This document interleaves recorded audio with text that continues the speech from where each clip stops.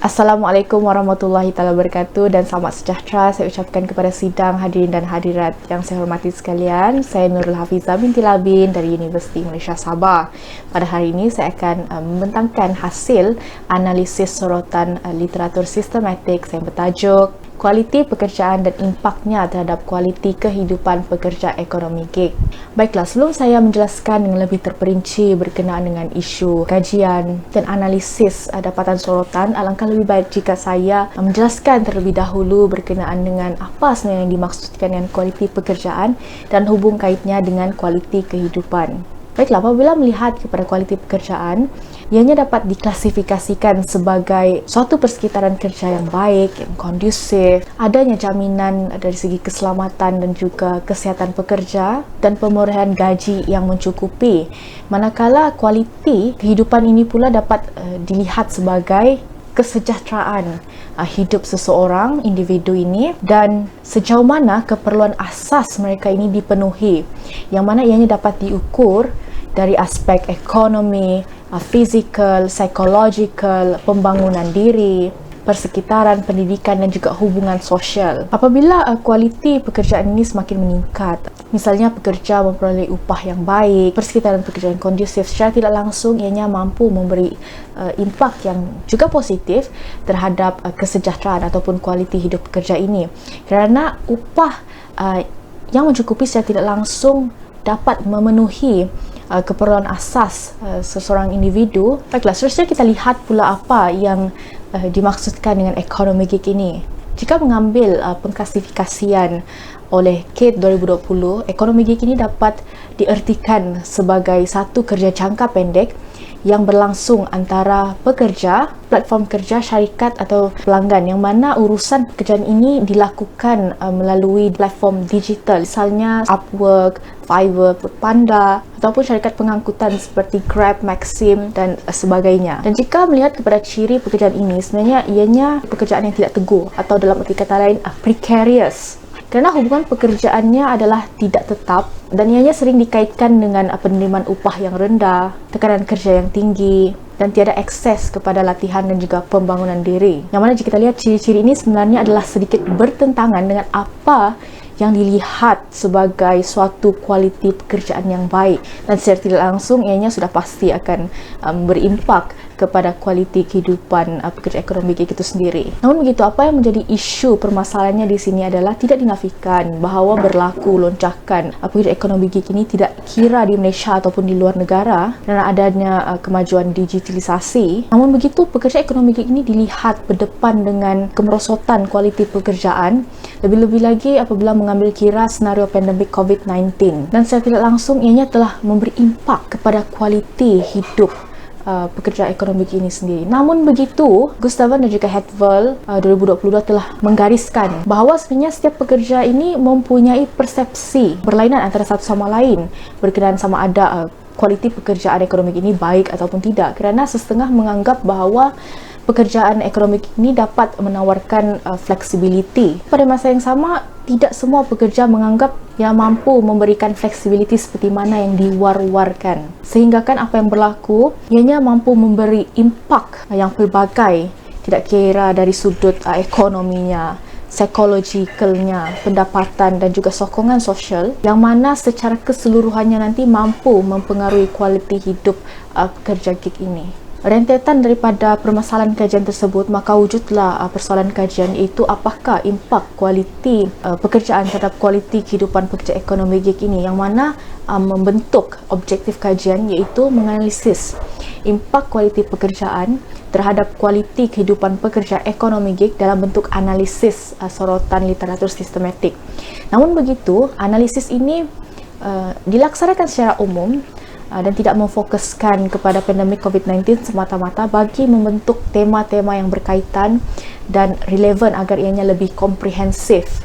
Baiklah, bagi melaksanakan analisis sorotan literatur sistematik ini, kajian ini telah menggunakan kaedah PRISMA, iaitu Preferred Reporting Items for Systematic Reviews and Meta-Analysis, iaitu setiap pencarian artikel dan juga analisis data ini akan melalui 4 proses. Yang pertama iaitu proses identification, kedua proses screening, ketiga proses eligibility, dan yang keempat proses exclusions dan juga analisis data, yang mana akan saya huraikan dengan lebih terperinci pada slide seterusnya. Baiklah, bagi proses identification ini, beberapa kata kunci telah dikenal pasti dari persoalan kajian, iaitu apakah impak kualiti pekerjaan terhadap kualiti kehidupan pekerja ekonomi gig, yang mana kata-kata kunci ini telah dikembangkan dan dipelbagaikan berdasarkan sinonim ataupun istilah-istilah yang sama makna.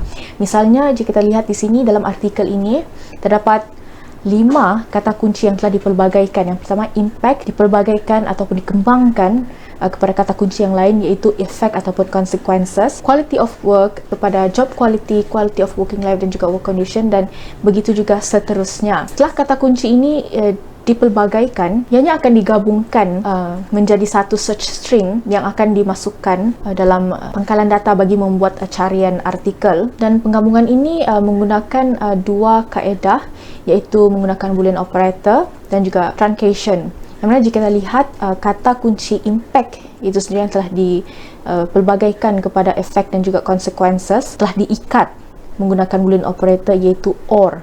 Manakala kata kunci lain yang telah dipelbagaikan, iaitu quality of work kepada job quality, quality of working life dan juga work condition ini diikat dengan perkataan and dan diikuti dengan kata-kata kunci yang lain. Manakala kaedah truncation ini pula yang mempunyai simbol bintang, ini digunakan bagi meluaskan lagi kata akar. Misalnya dalam search string ini kita dapat lihat quality of work.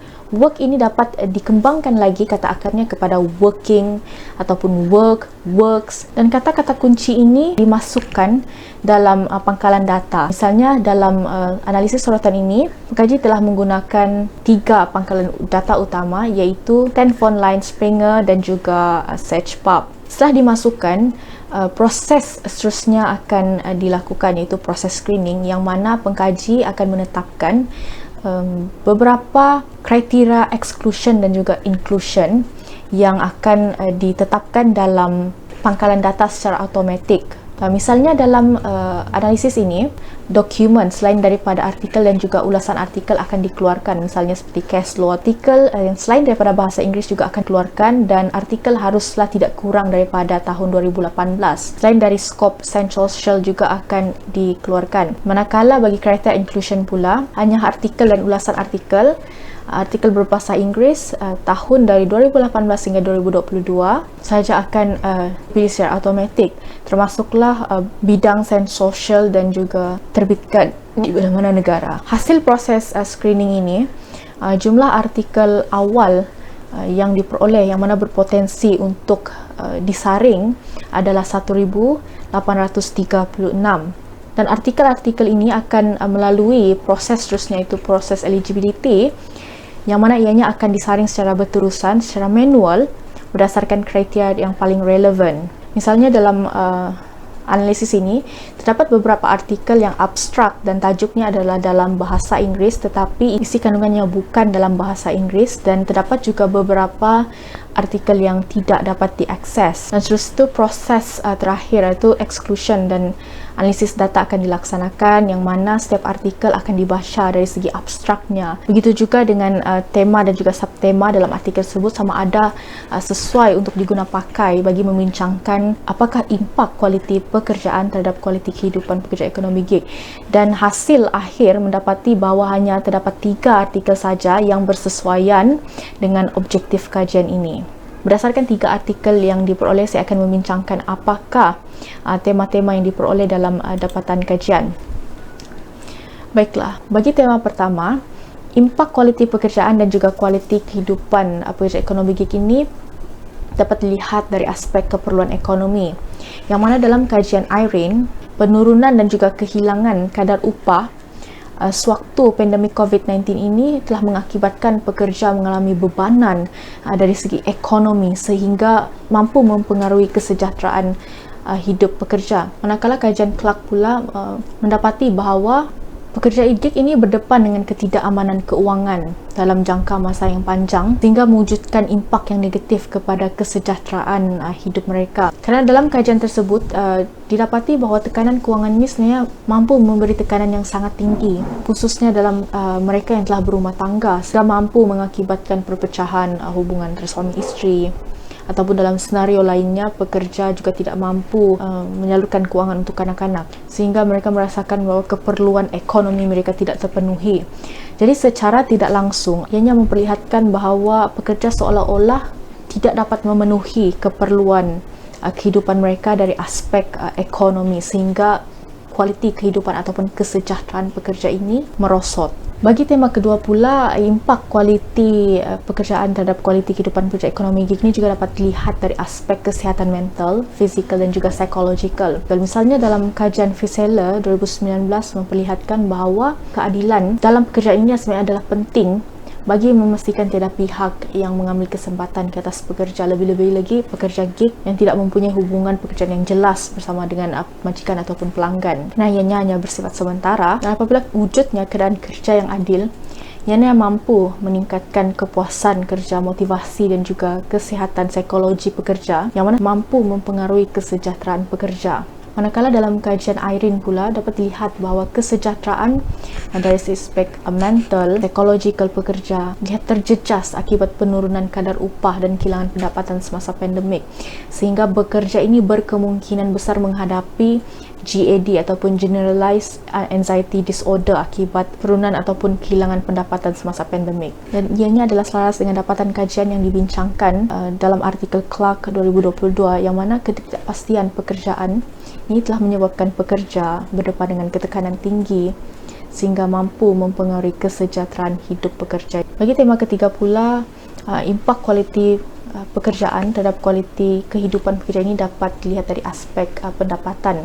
Yang mana dalam kajian Clark juga mendapati bahawa pekerja ini berdepan dengan ketidakpastian dari segi pendapatan pekerjaan, tidak mampu membayar sewa ataupun bil, apatah lagi mereka ini takut tidak dapat menampung kos-kos lain yang tidak dapat dijangka atau diduga. Terdapat juga pekerja yang merasa tekanan sehingga perlu memeriksa baki penyata bank setiap hari untuk melihat aliran wang masuk dan keluar. Apa yang membezakan aspek pendapatan ini dengan aspek keperluan ekonomi yang telah saya bincangkan sebentar tadi? Aspek pendapatan ini lebih fokus kepada ketidaktentuan pemulihan pendapatan, manakala keperluan ekonomi ini lebih kepada pekerja itu sendiri tidak dapat memenuhi tuntutan keperluan ekonomi mereka. Baiklah, akhir sekali adalah impak kualiti pekerjaan terhadap kualiti kehidupan pekerja yang dapat dilihat dari segi hubungan ataupun sokongan sosial. Baiklah, dalam kajian Clark ini, sokongan keluarga dan juga komuniti sosial ini lebih-lebih lagi terhadap pekerja yang berdepan dengan masalah kewangan dilihat sebenarnya mampu mempengaruhi kesejahteraan hidup mereka. Namun begitu, dalam kajian ini didapati bahawa pekerja berasa malu untuk meminta bantuan ataupun pertolongan dan juga sokongan daripada keluarga dan juga komuniti sosial. Kerana apabila mereka tidak upaya memenuhi keperluan ekonomi, mereka seolah-olah gagal menjalankan peranan sebagai ibu bapa. Akibatnya, pekerja yang mempunyai masalah ekonomi ini cenderung menyembunyikan penderitaan yang dialami sehingga ada yang terpaksa berhutang dalam jumlah yang besar dan ingin menampung keperluan untuk sara hidup. Apabila mereka tidak memperoleh sokongan daripada keluarga ataupun sosial kerana rasa malu ini, secara tidak langsung ianya memberi impak yang buruk terhadap kesejahteraan ataupun kualiti kehidupan mereka kerana satu keperluan asas kehidupan mereka iaitu sokongan sosial tidak diperoleh. Baiklah, apa yang boleh saya rumuskan di sini adalah impak kualiti pekerjaan terhadap kualiti kehidupan pekerja ekonomi gig ini dapat dilihat daripada 4 aspek yang utama, iaitu dari segi ekonomi, kesihatan fizikal, mental dan psikologi, pemulihan pendapatan dan juga sokongan hubungan sosial. Kerana apabila pekerja berdepan dengan upah yang rendah, tidak mendapat keadilan di tempat kerja, itu secara tidak langsung memberi impak dari segi keperluan ekonomi pekerja, kesihatan fizikal dan psikologi, pendapatan, juga sokongan hubungan sosial, sehingga mampu menjejaskan ataupun mempengaruhi kesejahteraan ataupun kualiti hidup secara keseluruhannya. Baiklah, hasil daripada penemuan dapatan dalam analisis sorotan literatur secara sistematik ini, terdapat 3 signifikan kajian yang boleh saya tekankan. Misalnya dari segi praktikal, Sorotan literatur sistematik ini sebenarnya telah berhasil menganalisis artikel berkenaan dengan impak kualiti pekerjaan terhadap kualiti hidup pekerja ekonomi gig secara komprehensif kerana telah menggunakan kaedah Prisma bagi memastikan dapatan adalah lebih menyeluruh. Manakala dari segi teoretikal pula, tema-tema yang terbentuk dari analisis sorotan ini dapat dijadikan sebagai rujukan kepada pengkaji akan datang apabila membincangkan mengenai kualiti kerja dan kualiti kehidupan pekerja gig. Manakala dari segi metodologikalnya pula, hasil daripada analisis sorotan kajian literatur ini memperlihatkan bahawa masih wujudnya kelompongan yang memerlukan satu kajian lanjutan kerana kajian berkenaan dengan kualiti pekerjaan dan kualiti kehidupan ini lebih-lebih mengambil kira konteks pandemik COVID-19 ini masih kurang dijalankan. Oleh itu wajar jika ada kajian lanjutan dilaksanakan bagi mengisi kelompongan tersebut. Namun begitu, analisis sorotan literatur ini mempunyai beberapa limitasi kajian, iaitu pemuraian data hanyalah berdasarkan kajian lampau saja. Oleh itu, saya cadangkan kepada pengkaji akan datang untuk melaksanakan satu kajian sama ada kualitatif ataupun kuantitatif, tidak kira dalam skop kajian yang sama ataupun berbeza. Kedua artikel yang dibincangkan adalah mengambil kira isu yang berlaku di luar negara dan bukannya di Malaysia. Oleh itu, pengkaji akan datang boleh melaksanakan kajian kes di lokasi pilihan. Yang ketiga, kajian ini hanya menggunakan Searchpub, Springer dan juga Tenphone bagi mengakses artikel-artikel yang telah dibincangkan dalam analisis dapatan ini. Sedangkan pengkaji akan datang boleh menggunakan pangkalan data yang lain, misalnya Scopus, Google Scholar dan sebagainya. Dan yang keempat pula, hanya satu kajian saja yang dibincangkan dengan mengambil kira pandemik COVID-19. Dan oleh itu, kajian akan datang mungkin boleh memfokuskan atau mengkhususkan kajian kualiti ataupun impak kualiti pekerjaan terhadap kualiti kehidupan pekerja ekonomi gig ini dalam konteks COVID-19. Dan akhir sekali, artikel yang diperoleh adalah berdasarkan penetapan kriteria inclusion dan exclusion pilihan, sedangkan pengkaji yang lain boleh menetapkan kriteria inclusion dan juga exclusion pilihan. Baiklah, itu sahaja kupasan dari saya berkenaan dengan dapatan analisis sorotan literatur sistematik berkenaan dengan kualiti pekerjaan dan impaknya terhadap kualiti kehidupan pekerja ekonomi gig. Sekian dan terima kasih.